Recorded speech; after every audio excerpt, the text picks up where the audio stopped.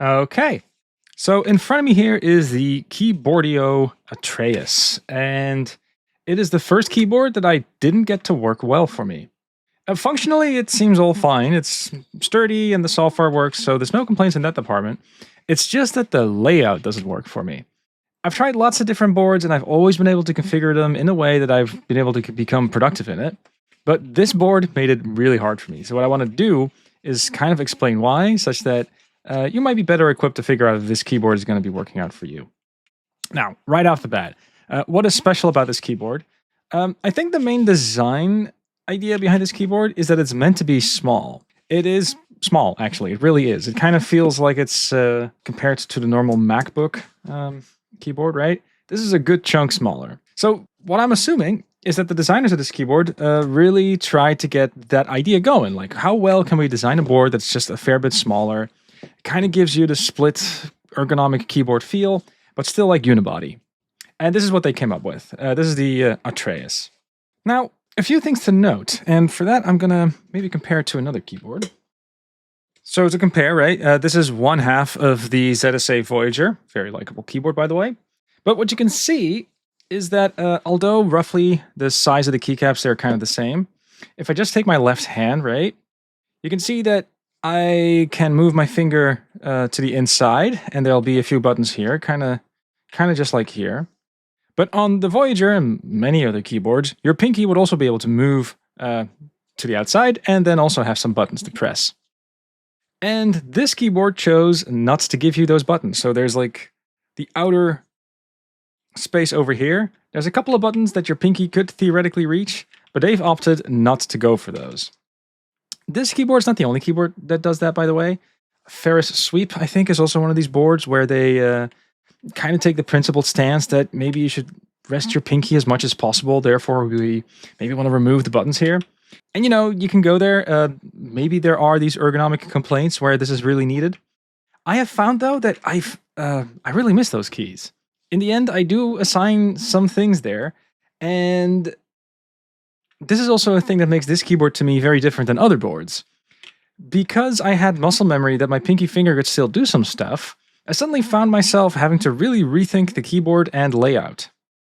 But it's not the only thing that kind of shook me off. Again, if I were to take the Voyager here, and if you look at what my hand is able to do, it's able to sort of go in all sorts of directions here, right? But if I were to reach a number, then my hand would have to move up and hit one of these buttons upstairs, so to say. This keyboard not only chose to remove the pinky keys, but also the number keys on top. And instead, it has opted to add a few keys at the bottom over here. So if I were to take this Voyager over here, you can imagine remove these keys and put these keys down below over here. And while doing that, also move the thumb keys. That's kind of what's happening over here. And another difference that I do want to highlight compared to the Voyager is that this keyboard, although it's not really thick, right, it is still not the thinnest thing either. So if you really want to use this keyboard, right now, if I were to just rest my hand down below over here, you do notice that there's like a slight incline you got to do. And part of that isn't necessarily super comfortable. So one thing you could do is get these extra palm pads, and you know, that stuff could kind of help. But then even without these pads, there's this other interesting phenomenon, which is where do you place this keyboard? If I were to place this keyboard in front of me over here, you kind of notice, although they do try to move both halves outward, like, where do you put this keyboard on your desk? It feels weird to put it far away from you. Like, that kind of feels like you're stretching out too much. And you probably want to move it close inward to you. Oh, but it also means that then, in order for this to properly work, you kind of have to move the keyboard to the edge of your desk, kind of, and then you have to move both of your hands inwards in order for this to work comfortably. Now, my belly isn't big, so that definitely helps, but I can definitely imagine, like, if I were to really put my hands here, I do feel like I have to apply some force to my body just to sort of reach this keyboard nice and comfy. And, you know, I've been using split keyboards for the longest time now. I really like it that I'm able to open up my shoulders, and this keyboard really tries to sort of go against the grain there. In a lot of ways, this review is going to be pretty short, because that basically sums it up. I think the main thing that I miss about this keyboard is the fact that it's not split. I also miss the fact that there are buttons missing on this side, and I really would have preferred it, I think, if just there were numbers on top. But if you were to go in that direction, you would immediately get a keyboard that is slightly bigger. And that, I think, is the thing they weren't trying to go for. They were trying to go for a small unibody keyboard. Again, the build quality of this keyboard is, pretty okay.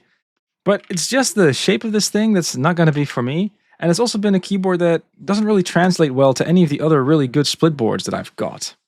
One thing I will say that I was sort of pleasantly surprised by is that there is a trick that you can kind of pull off with this keyboard because it's a unibody.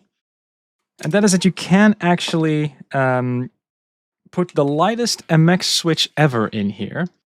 This is a Chikawa 28-gram switch. And it is really a very light switch. It is also very well lubricated. I got them over at Milktooth. But especially if you then not only put that switch in, but you also apply a couple of O-rings inside of this key, then you do end up in a situation where you barely have to apply any force whatsoever in order to press these keys. And I've actually found that I've been able to balance this board on one leg and press all of these keys. But because I barely need to apply any force, I can definitely keep a little bit of balance there. So if I were just to use these two fingers, right, I can definitely sort of type along over here and the keyboard remains nice and balanced, simply because there's very light switches in there. And that, I think, was a fun little party trick that was still kind of unique with this board, because this board does have enough mass of its own that it can actually stay together on a single leg. And none of my split boards obviously can do that. So I thought that was still kind of like a nice little observation. You still can customize this board a bit. But now just kind of imagine that you're sort of typing along and like if you look at where your thumb can be, to me, the most comfortable position for my thumb would be the outer key over here. And then I could kind of move inside of here. That could definitely still work.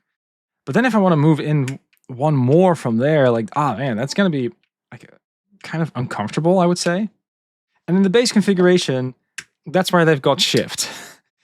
So again, like, you would have to use your thumb over here in order to use shift in order to hit any of the letters over here.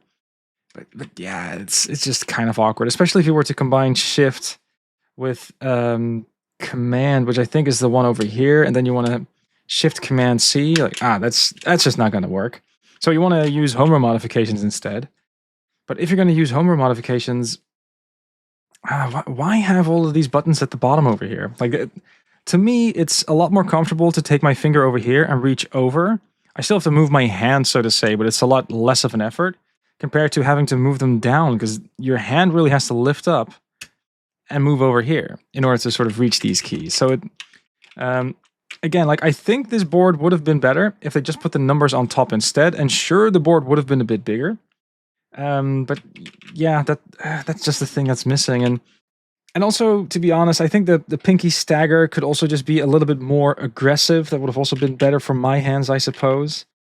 Hand sizes are a little bit different, right? So like, this experience that I've got might not be the same for you, but yeah, this is just going to be kind of a short review. This is just a board I haven't gotten to work the way I really like. Now, what you can do is you can get some upgrades for this board. One thing that you can buy is you can buy a plank that you can sort of put this keyboard in, and then you have extra height. You have your palm rest. The downside of that plank, of course, is that your board is then no longer small, and then I think there would be better alternatives. This board also comes with some configuration software that you can just use online. Here's what it looks like. If you want to have a more detailed view, I have a review of the Keyboardio Model 100. I think that's a much better keyboard. But that video also has a demo of how this configuration software works. It's pretty much the same. The mouse support is pretty good, but yeah, there's just a couple of keys missing. And I do think if you want to go into the ergonomic mode, you want splits. Like, trying to use a keyboard like this, just, I don't know, not for me. So yeah, I guess that's a summary for it. This is the first board that I was curious to try that I wasn't able to work well for me. So, bit of a shame, because I will say the other keyboard from Keyboardio, the Model 100, I do think that that's a really nice board. That definitely has some ideas worth celebrating. So if you want to buy a ergonomic keyboard from that company, I would buy the Model 100.